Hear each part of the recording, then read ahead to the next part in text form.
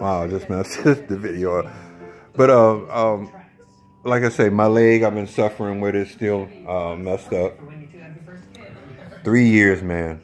I don't know. I didn't know if it was a prejudice thing. I didn't know if it was people going through college, drinking, sororities, trying drugs that they never tried before, failing, dropping out of college, allowed to work in the VA hospital and get their diploma over the computer at night, but still allowed to work on homeless vets and vets from different cities. That's what it seemed like to me, because I've went to 2 directors. I've had episodes where the VA police have surrounded me in the VA and told me to calm down. I'm showing them my leg bleeding. This last time I went up there, I was in tears, man. My leg felt like it was going to split in half. I was saying, man, just give me some kind of shot or something, man. I can't stand it. I'm sitting up there crying. It took them almost 2 hours. And I just couldn't take it no more. I walked out the VA and went home as I usually do. I could only do things at a little at a time. Man, this is hair follicles all being stopped up, or feel like a million cactuses needles under your skin. I don't know what the hell it is. And I've didn't have a hair on my face, and I had to go home with a thing called Amapair. For 2 years, I sanded these little hard places. You can kind of see a little red place here, and these places here, and I kind of got where I felt like I was kind of okay or presentable, and I just stopped messing with my face, and my hair started growing up here. But Good Sam's plastic surgery, they sent me there one time. He told me, if the VA can't do nothing, come back and have the invasive surgeries. And what it is they cut this thick, dense skin off that covers up hair follicles, and they never come back. I mean, man, my mother was beautiful. My father was beautiful skin. My brother's a pimp. His skin is so clear, and we don't have bad skin. When I was in El Paso, from all the salt and different dirt and stuff like that, we have sensitive skin. But it drove me out of the service, where I'm 100% service connected.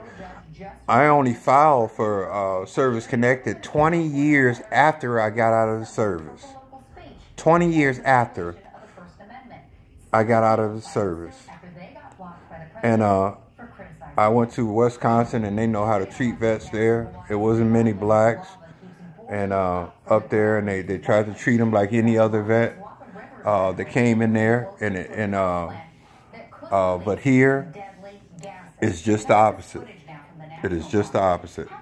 If you're not from here, just like I've stopped more fundraisings up here than the law allows.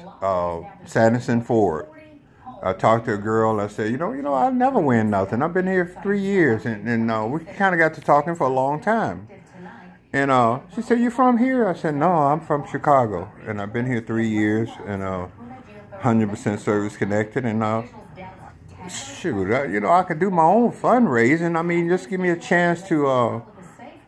You say, well, this guy is trying to pay for his own fundraising, or however promotion you want to do to bring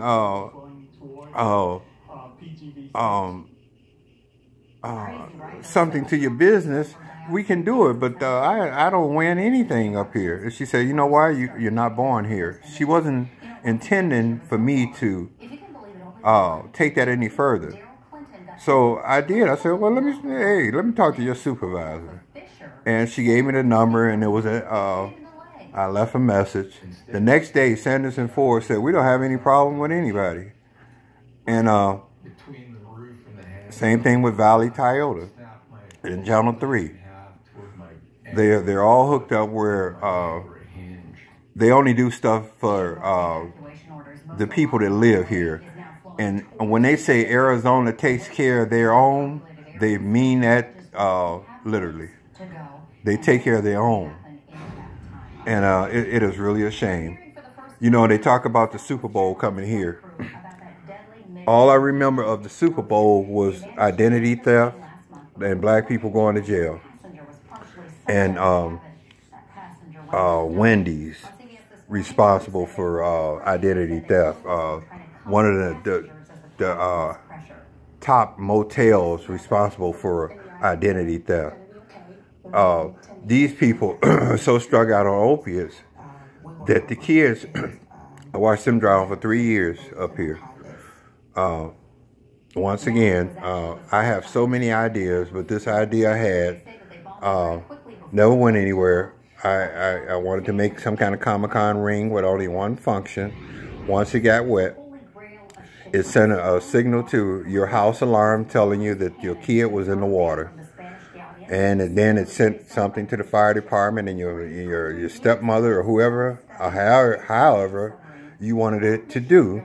And the kid wouldn't even need CPR. Now, I'm finna call Invent Help again, because that same ring could be used when people start leaving their kids in the car and the temperature gets up so high, it will send a signal to their phone saying, you know what, you forgot your kid and he's in the car.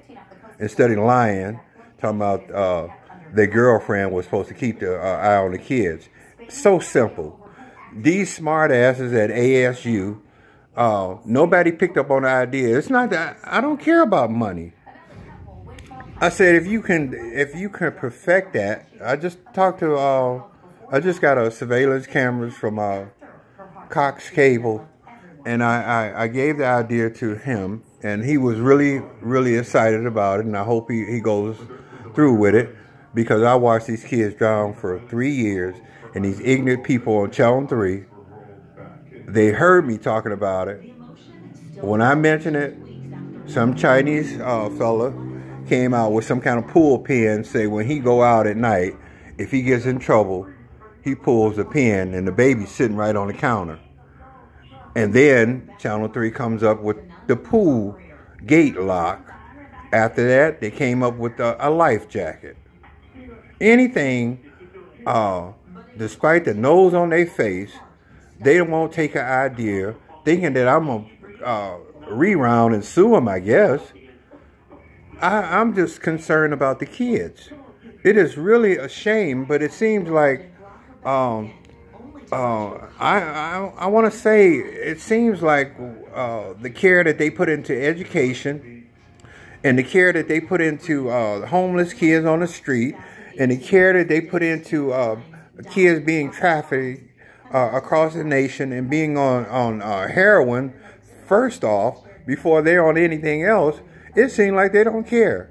It's like one for all and every man for themselves, and I can't understand it. And it radiates out to people from other cities, because we don't treat our kids like that. It's kind of is the opposite. We need everybody, man. When that winter hawk comes, everybody has a part to play to keep his ass alive, because it ain't no joke.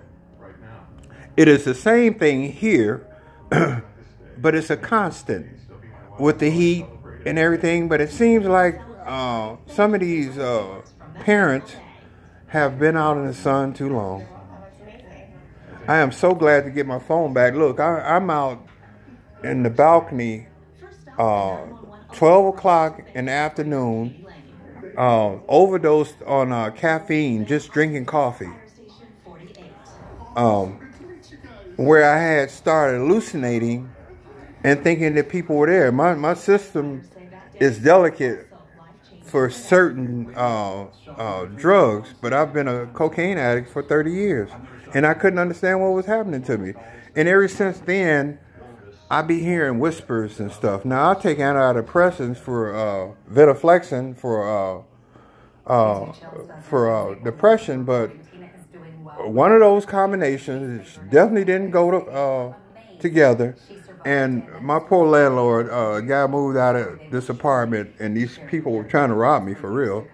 And they gave them the key because I've been having it out with them. They were drug dealers, and once I wanted to quit doing drugs, and I get $4,000 a month.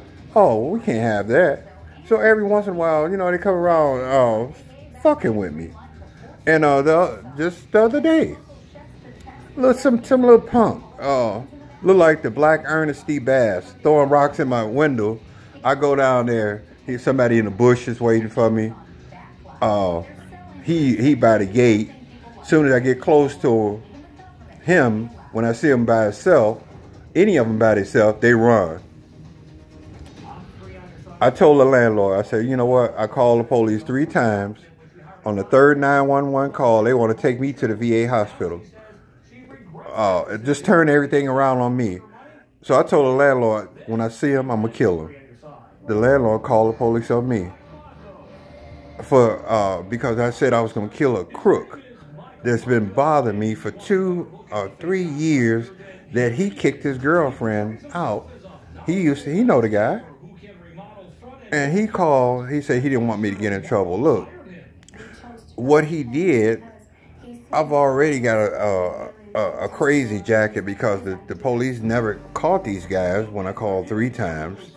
I've been talking about them for 2 or 3 years, and that when he called these police and they came up to see, kind of evaluate me. I love Phoenix police. I tell you, I love them. They talked to me and they went back down there and told him, man, there ain't nothing wrong with that dude. We take the threat serious in Chicago.